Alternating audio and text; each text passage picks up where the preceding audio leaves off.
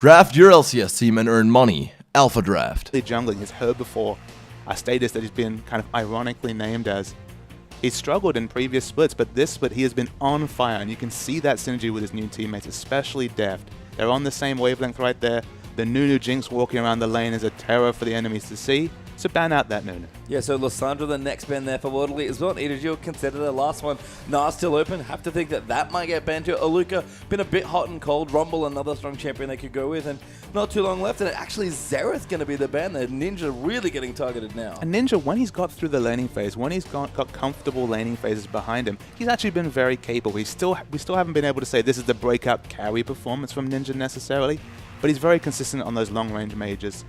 Jace has kind of fallen out of popularity. Xerath has been perhaps the most picked mid in the LPL this split, so ban it away. Yeah, and I like this pickup a lot from World Elite. We talk about Jarvan being very important for Spirit, especially, and they do have Jarvan as the first pick. But EDG pick up two massive picks themselves. They're skipping the Nafa now. Kassadin and Janna are their picks 1 and 2. And I absolutely think that when World Elite gets Jarvan, they just look like a much better team. They level up. They look like that middle of the pack team rather than one of the real strugglers. But to give up Kassadin right here, whether it's to Koro or Pawn, is a massive price to pay just for that point-and-click initiation that Jarvan provides. Yeah, we've seen Mako kind of come in as a new support for EDG. Still plays a lot of the engaged supports that Mouse did on his team, but is a bit more capable than someone like Janna, and he's very strong on that champion as well. So EDG looking good. If Narc comes through as well, that could be even crazier of a draft for EDG, but World Elite are going to stick to what they know, and this is World Elite's thing. They pick for comfort almost always. Thresh and Ezreal are their 2 and 3. Ezreal, that's trademark champion of World Elite as an organization, you have to say. Weijia did so many wonderful things on that champion.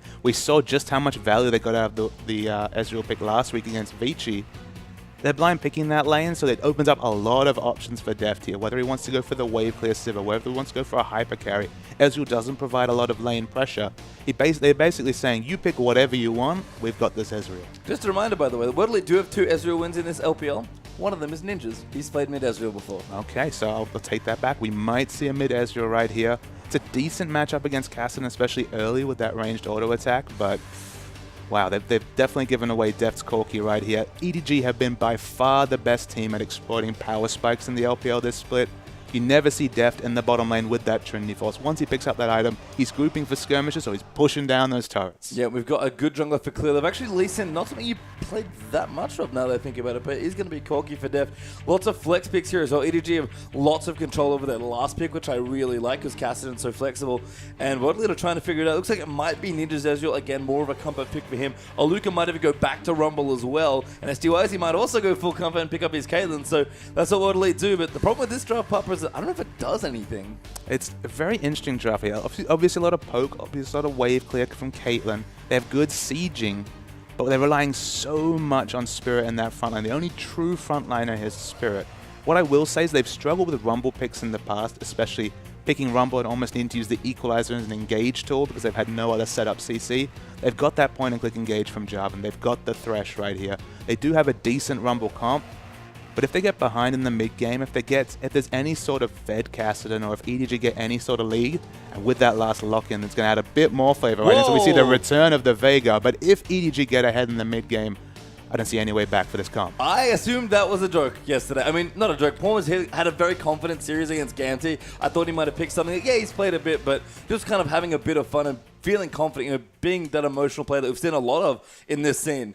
The fact that he's taking it here again against World Elite, I mean, again, a matchup EDG expect to come in favored, but that's very gutsy from Pawn to pick Veigar in this first game. There was a post-game interview yesterday after their win where they asked about whether Pawn, they were surprised by the Veigar pick, understandably. They asked, is this something to expect? Will we see it again? And there definitely was the indication that they'd been practicing in scrims. This is a champion they treat very seriously. To see it again so quickly is very interesting to me, but Veigar provides so many interesting things, especially with that event horizon. Yeah, I mean, Pawn's been playing fantastically all weekend and basically all throughout the LPL, so I'll trust him for sure in Veigar, but very cool to see Veigar back in this first game against World Elite. And I think EDG have a fairly solid draft. Kassadin a massive power pick here as well. And I'll keep saying it about World Elite. Their drafting worries me because they only seem to pick comfort lanes, and that's fine. Your players need to be comfortable, but it gets to the point where you have to make a sacrifice somewhere. And the confidence of the Veigar pick is interesting here because there's no mid lane AP champion, right? It's not going to be AP Ezreal. It's definitely going to be either the Trinity Force or the blue Ezreal right here. So to so confidently pick the Veigar against only a rumble really for AP damage right here. You can see the confidence of that bet. They're picking it for the comp right here. It's not to win lane. Well, we'll see what happens with Pawns Vega this time as they get right into the game.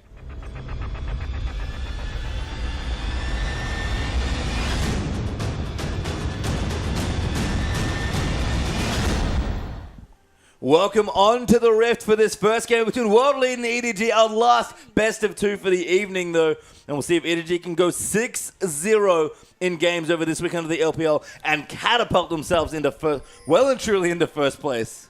Yeah, I mean, they can open up a massive lead in the standings right here. Something they would not have expected at the start of the day's play. Both the second and third place team have effectively dropped 2 points in games they were expected to comfortably win. So EDG, if they can get their win right here, they just have so much momentum going into the next game week. Well, we've talked a lot about comfortable wins today, and EDG are looking for the same thing here, but no one is comfortable after what's happened today. Insane games today in the LPL. If you've missed somewhere, please check out the VODs when we're done. But right now, we have this game to contend with, and EDG, if any team is going to come into a matchup where they feel favored and look excellent, it's a team like Edward Gaming. They've looked so polished. Yeah, they've just been so consistent. That's been the big thing. Like, when we see the best of OMG, that's when the superlatives come out. That's when we're saying best team in the world, holy trinity of 3 carries right there, looking so strong. But the variance has been clear. But in both their losses, the 3 losses actually, I believe, right now by OMG, they've looked weak. They've played reactive. By EDG, they've played their own game. They've played very proactively and smartly with their rotations in the mid game,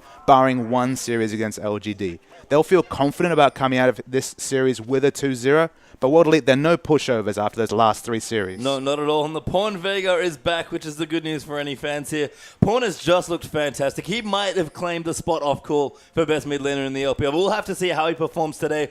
Looks like we are going to break it into standard lanes, so STYT is going to get a 2v2 with his Caitlyn. It's a very interesting lane matchup in the mid lane between Ezreal and Vega. On the one hand, we expect Ezreal to get some heavy harass in early, but because he can't control the wave, because he can't really lane shove, Vega should farm very happily right here, and there's always kill pressure when Clear comes in because of the event horizon right here. So it should be a fairly safe laning phase for Vega, someone who's preyed upon by so many champions in the mid, but potentially not this Ezreal. Yeah, love this aggression from Spirit as well. We saw him sneak in towards the EDG red buff and looking to steal this away, possibly even get some quick buffs. Looks like he's gotten a small camp and then started this buff as well. I think it was Spirit who did this yesterday as well, so he's starting to get a lot more aggressive as a jungler. And Jarvan is definitely his go-to champion when he wants to be consistent with his lane pressure and be that utility-focused jungler. It's not the Riven jungle that we saw in the first week a couple of times right there that World Elite struggled to adapt to. It's more picking for the meta, picking a very strong laning champion, and going from there. Yeah, here's the force up top as well. Spirit going in onto Korra, who does use the flash, so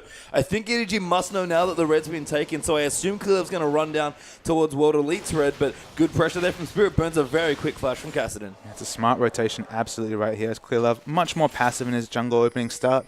We saw a series yesterday where Cacao played Lee Sin, didn't gank a lane till level 6. Of course, that was with the Yasuo, so there was obvious comp synergy right there, but EDG in the top lane are in trouble. This is just a camp now. Spirit just going to run in and hit him in the face. Aluka gets low, but flashes out, and first blood goes to Rumble. Excellent turret juggling right there. Just the right amount of turret hits towards the Rumble. They pick up the exit kill. 1-0 is Aluka right here. He's shown a lot of trouble with maintaining this lane snowball into carrying a game, but that's a massive advantage in the top lane for a weak laner. Korra's got to be careful as well. They're going back in. He's teleported into that lane, and Korra's so low. Aluka, though, he's going to pay the price here, and Korra gets the trade kill. After executing so well, that was a very questionable turret dive right there. If Spirit could have got a first auto win, then used the EQ, they might have had just enough damage, but it's almost a needless granting of experience and gold to this Kassadin. After holding him down so well with that first kill, they tried to punish what you could have interpreted as an aggressive teleport back to lane, but they paid the price right here. Yeah, and Korra coming back, maybe looking to get a bit more aggressive. We'll just stay safe here. Double Doran's ring for Kassadin in the top, but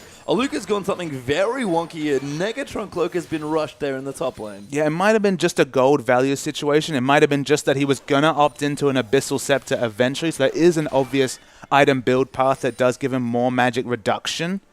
but it is a questionable first item pickup. It could just be, I'm spending all of the 720 gold I have. It's going to be relevant statistics in the lane, and look, Spirit's back. Spirit is well and truly camping this lane right now. Koro is in so much trouble. Spirit just hitting him in the face, doesn't need to try and get the skill shot, and Aluka gets another kill. And it's almost an in-joke among the casters how much Clear Love has been camping lanes. Spirit right here, up the top lane, he's got a 5-star resort. We've said it before, but it's been opened once again. It's in full service.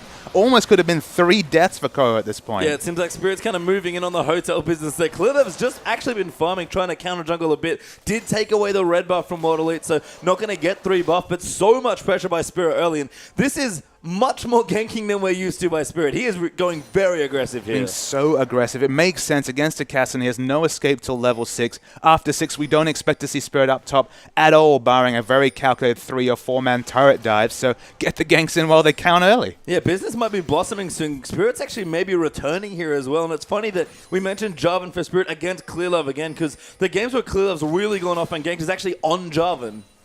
It's just a very surreal start to the game. We don't normally see effectively 3 successful ganks in the top lane. Of course, the turret dive, not so successful, but it was close. Aggressive pink ward being put down by Spirit as well. He is really committing to camping this casting in the top side, but Koro, with the extra experience that he got from that kill trading with Aluka, actually picking up a decent amount of experience. Spirit going to come in again for the 2v2 now, help clear out that pink ward, and they will defend, but STYZ in the bottom lane getting bullied a bit now by Def's Corki. Even though this is 4.21, the first patch where Corki's missile speed was nerfed, as we see Spirit up top again.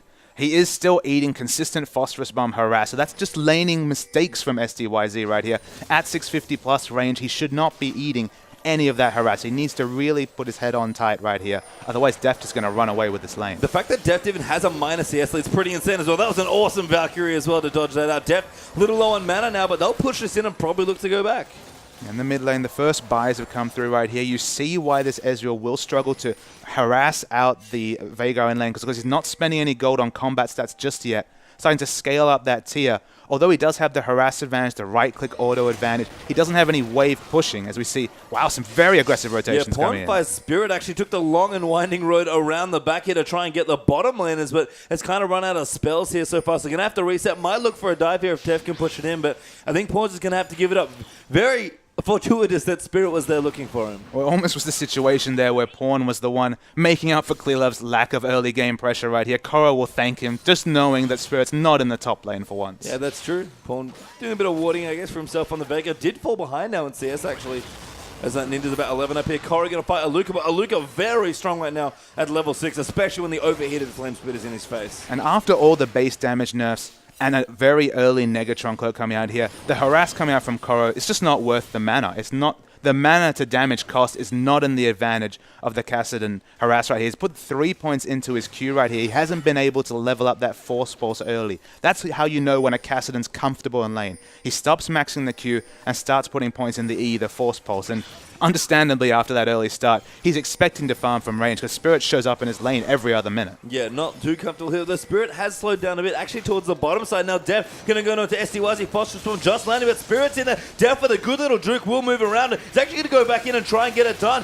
Looks like UJ trying to go in. Koro's actually come down here as well. The teleport, true drop rod, just live, but a good hook there is going to give Aluka another kill. Yeah, Aluka's 3-1-0 right here, right now. They hasn't been able to open up a CS advantage, but so many early kills. You have to think this should give World Elite exclusive control over the Dragon, because a 3-kill Rumble, the Equalizer will shred. UJ does find Mako there. So good flash death sentence to Caitlyn will come through. Equalizer going to move in, and UJ actually will get the next kill there. Now the blue buff looking to get stolen as well. EDG getting their jungle ravaged. Yeah, absolutely. They've matched the teleports right here, so they should be able to take both the blue buff. They could go for Dragon, but it seems like they consider that biting off a bit too much, and they want to get Deft. Yeah, they are going to go in for a tower dive. Deft's very low, still there's no summoners left to speak of. We'll have a Valkyrie ready to go. UJ getting very low. Actually, good outplay by Deft. Gets a solo kill in the 1v4. Now Clear Love coming down to protect his good friend, and Def gets out scot-free. Watching the earlier trade with Def right there, the first thing that strikes you is just how steady he is with his summoner spell usage right there. He used his flash and his heal so late in the trades right there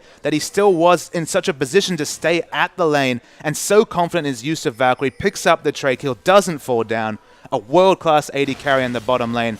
Name was great, but Deft might even be better. Def looks very strong here, and that Phage helps so much in that little dance, but Dragon might go over to EDG now as well after that, and World Elite, for all the aggression, they might have just been a little too aggressive here. Very awkwardly, a cannon minion did come and give basically an exact timer to World Elite, so they'll thank that secret agent minion right there. But it's a huge deal that this has come through here, because we just talked about it's a 3-kill rumble. There should be no chance of EDG being able to compete for Dragon. They actually have the Dragon advantage right here, and although they don't have the timer advantage, it is going to be an even timer thanks to that cannon minion. It's still a massive early win here for EDG. It's not going to be global gold. They're still behind 1,500 gold, and we always debate the value of that early Dragon right there. They shouldn't have been in with a shot of it whatsoever. So they'll take that bonus from that early overzealous turret dive. Yeah, and Aluka using his ulti in that early skirmish just to kill a support basically might have cost World Elite their potential objective. So they're playing very aggressively, getting kills, but they're maybe not playing the map as cleanly as they could. That said, World Elite off to a great start here. Ninja now also starting to power up as well from the mid lane. Got himself a fade, so we're going to move into a quick Trinity Force. It's going to be the Trinity Force. It's going to be the earlier power spike coming through, which I very much like. You never want to opt into a late game against a Kassadin Veigar comp. You consider Kassadin a hyper carry top laner.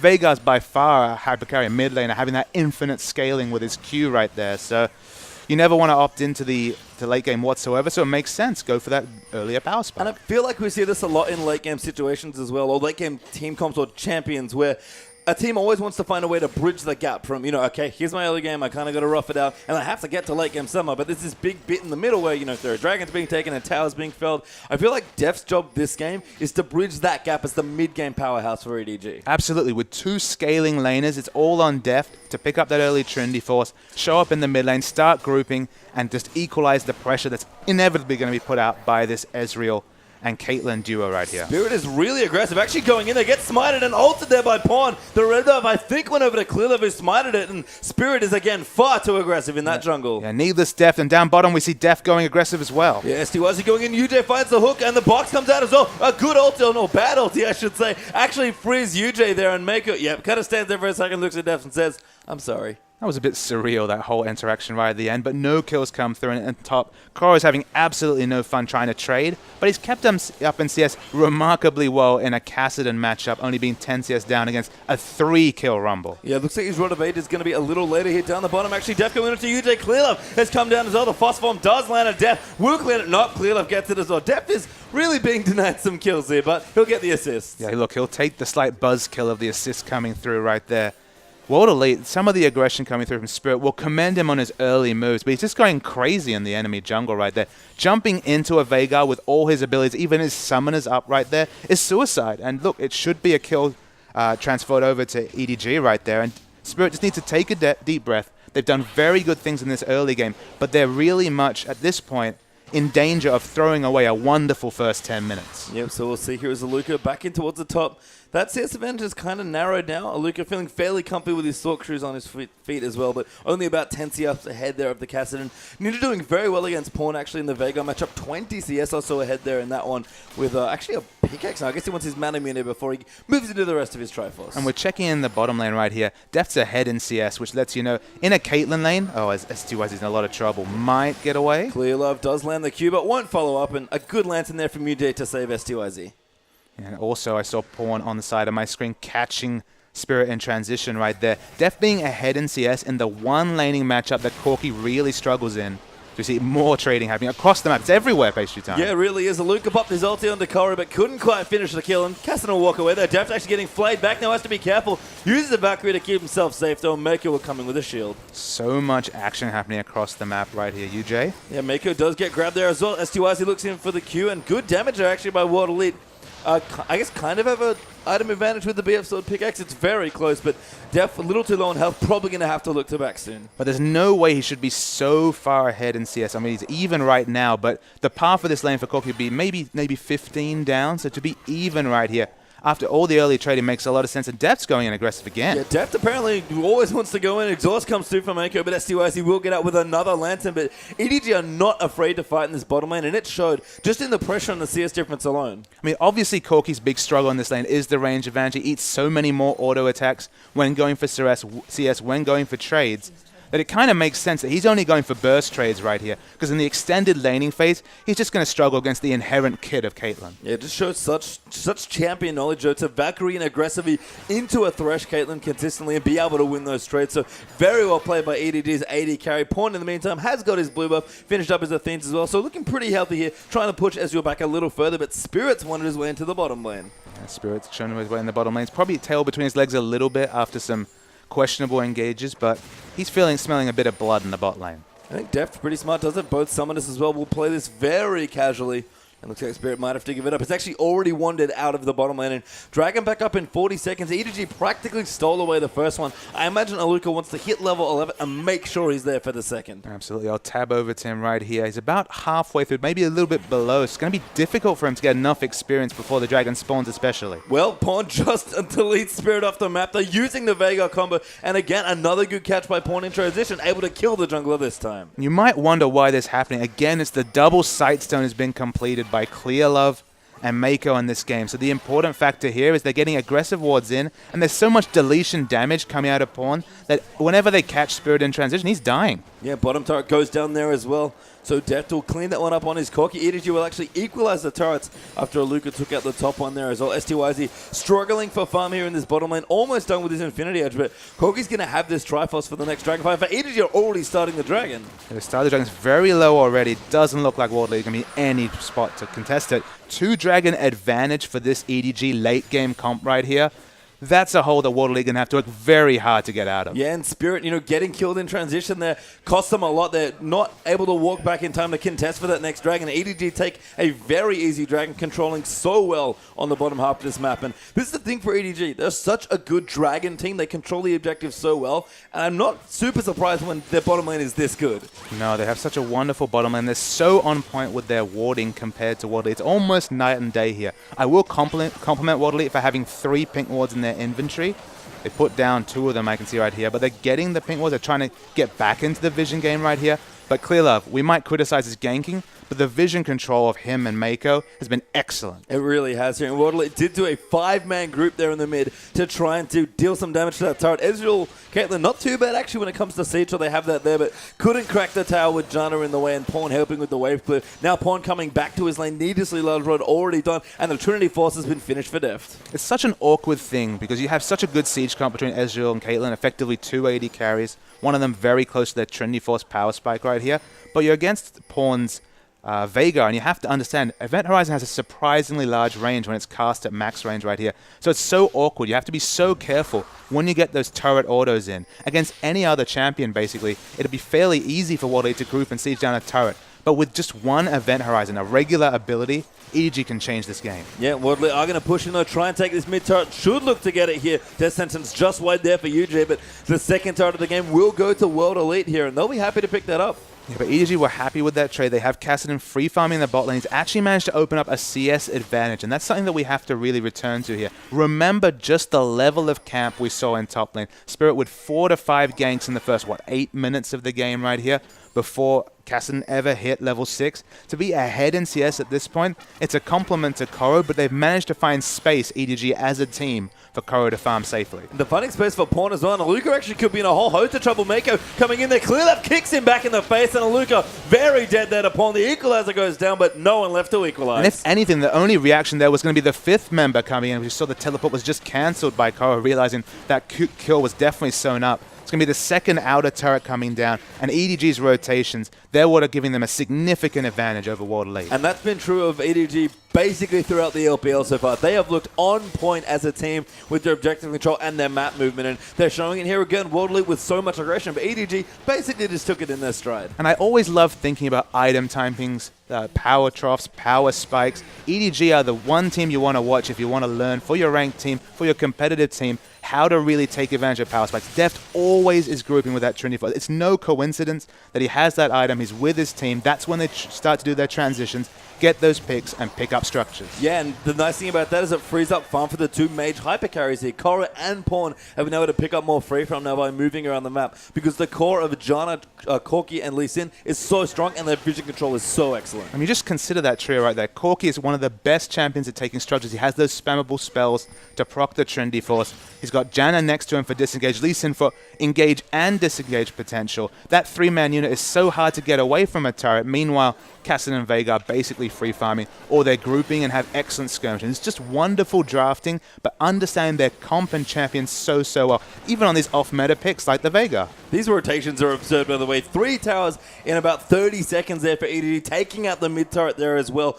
The CS is starting to catch up across the board. It's ahead now for Koro, actually, although Pawn is still slightly behind. He's even closed the gap from about 20 to 10. Now going to get the blue buff as well. World Elite, all that aggression from the early game has just been lost. And it's just, I mean, the first 5 minutes was very akin to the earlier series we've seen today. A bloodbath, lots of early rotation, lots of early moves, a kind of a tussle and seesaw of aggression.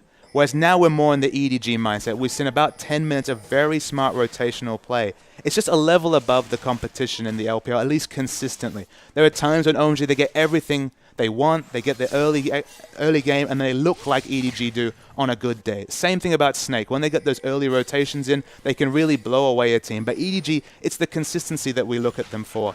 And they're so wonderful at understanding when they need to group, when they need to push, when they're on the back foot, when they're on the front foot. They have so much understanding, and that's the mark of a top team. Yeah, well, on the front foot right now, 1,400 gold in the league with the next Dragon up at a minute 15. Actually wandering up towards the top, maybe trying to cut off a Luca, but he should be able to complete that recall before it happens. Clearly, actually getting connected to it. Does go in, can't cancel it though. A good wall, but not enough. Yeah, no fortuitous blind Q coming out from Lee Sin right there, so that doesn't pick up a kill. Of course, there was no objective right there, so they didn't need a pick or a rotation right there because there was no objective to pick up. And EDG, the farm is on, and this Cassidy's getting big.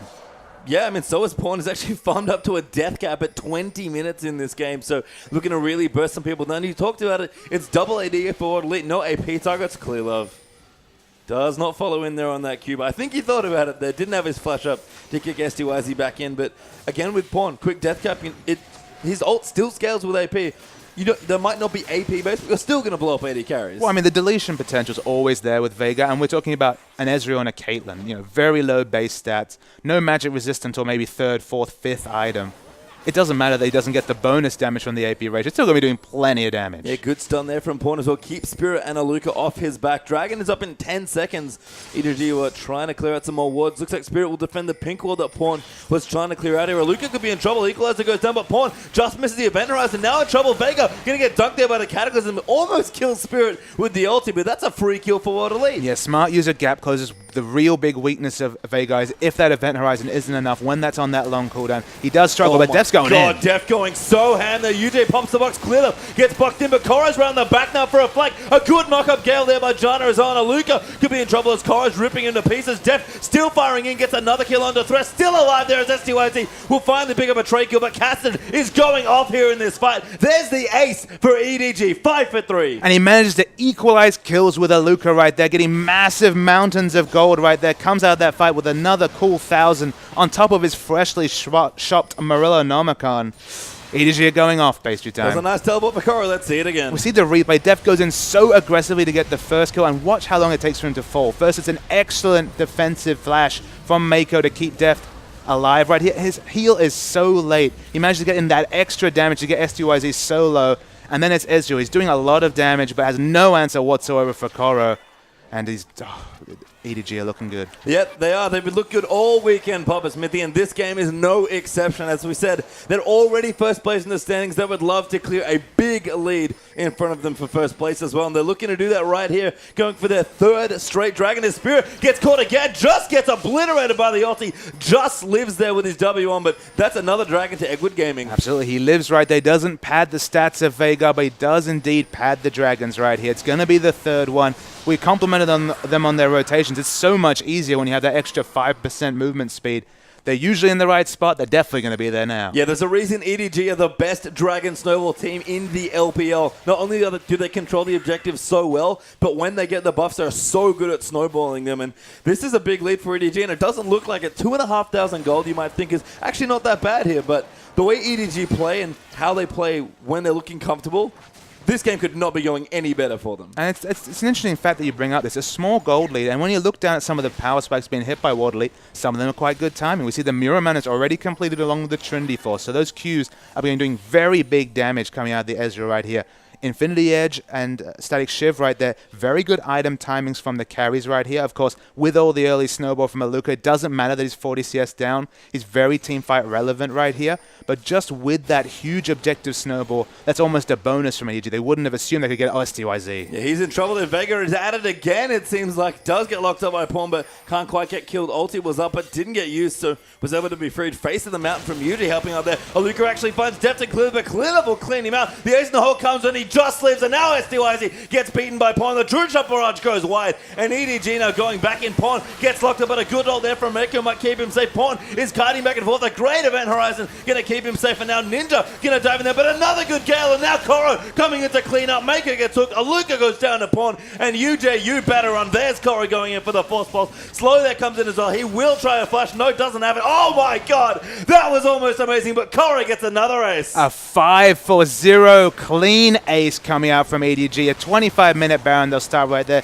The hero was Mako, of course, because he's picked up so many assists. 10 assists already, and all the global gold that was picked up. Look at that item. He had a 23-minute Mikhail's Crucible. You'll remember they increased the gold cost to stop there being snowball crucibles on the Rift right here. But having it so early was able to use that Crucible on Pawn. He lived when he should have certainly died. And EDG with 5 members strong, take them down. And full credit to UJ, that flash could not have been timed any better, but Koro had another Rift Walk left, and you can't get away from Cassidy when that happens. EDG really rolling now, 6,000 gold and counting, as my brain just can't really comprehend what's going on. EDG are just playing out of this world, and it's been that way all weekend. And they put that gold to good use. Look at that, a straight Void Staff picked up by Pawn right here.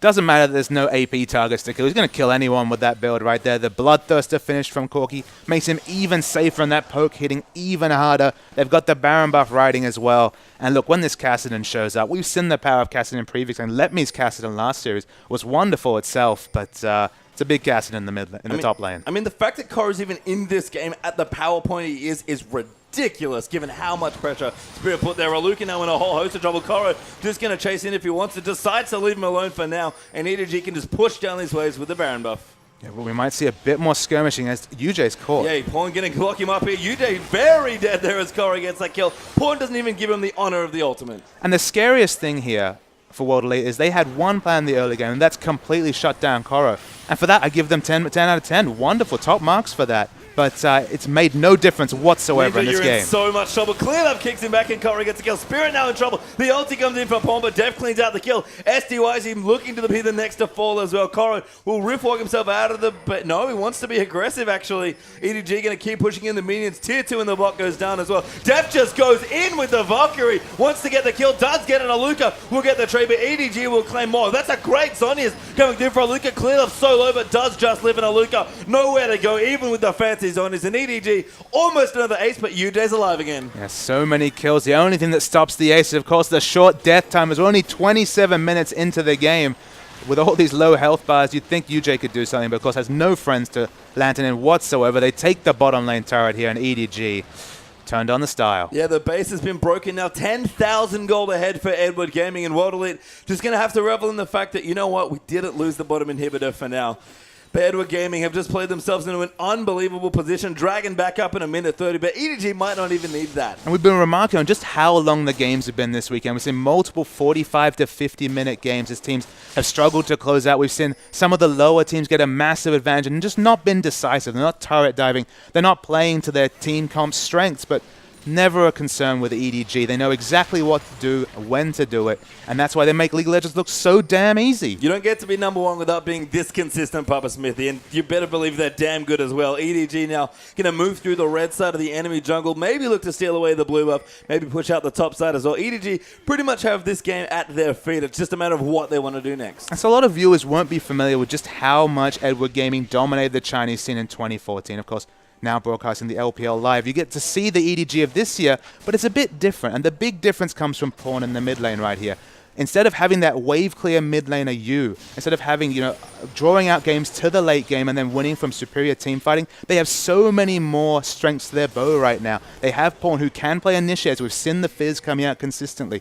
He can play tankier champions. He can play utility champs. He can play everything. And because they have so many different ways they play, they look so impressive in every victory. Ninja in trouble, though, does get out of the stun. Spirit is going to get ulted and dunked there by Pawn. He does Cataclysm. Equalizer comes down as well, but EDG going to claim another tier 2 turret. That's 7 towers to 3 now against World Elite. 22 to 18 kills, and just an unbelievable amount of gold. Koro pops his Zonies to not get death sentence, and EDG take the 1 kill and leave. Yeah, Mako would have been a bit sad to be just losing a bit of health right there, but it means so little in the overall strength. They've taken the enemy blue buff, they take the red buff. There's no camps whatsoever available to World Elite. And although we've seen some impressive comebacks this weekend, they've got no resources to come back with pastry time. Yeah, I mean, World Elite, you said it before, they have items, they've got good things going on. They had another great early game, but EDG are just far too ahead in this game. And the other thing with EDG is they're just too in control. This is not a team that drops games when they're this far ahead. And look, we would have said the same thing about OMG, we have to be said, but we've seen this weekend dropping 2 series quite convincingly.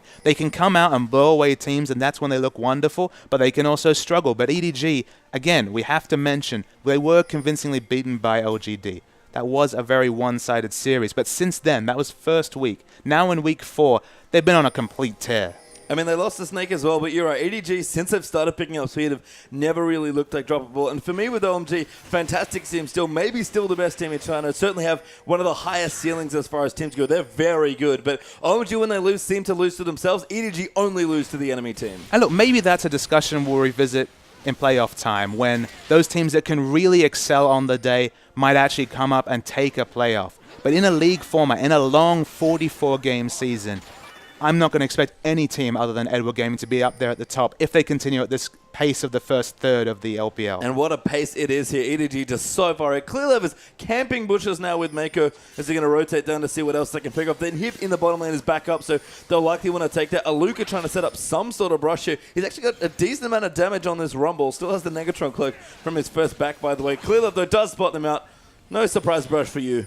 And World Elite will back off towards their turret. So the Mikhails is on cooldown right here. So the man they want to catch is Pawn. He's the only person with no real semblance of mobility on this Edward Gaming team. That's the one weakness of Vega, is that when he hits the event horizon, you're in a lot of trouble. But he can be aggressed on. He can be assassinated. That's their real chance into this game. It looks okay. That does get knocked up as well. True Drop Roger in a good spot. Spirit, though, just gets eaten by Pawn again. And Pawn still has his ulti. Aluka just gets ulted. Can't Zonies it. And Ninja now getting dove on by Koro. Koro trying to clean it out. Does get the kill into Ezreal. They're going to chase down UJ here. So STYC gets cleaned up by Mako of all champions. Koro does get hooked up under the top, but I don't think he might. Too much. Clear who right it in. Zonya's there for Koro to go in. Another 4-0 victory for EDG. And this is probably just game. So the death timers are actually quite long here. 30 seconds plus on all the carries. So they're going to try and finish.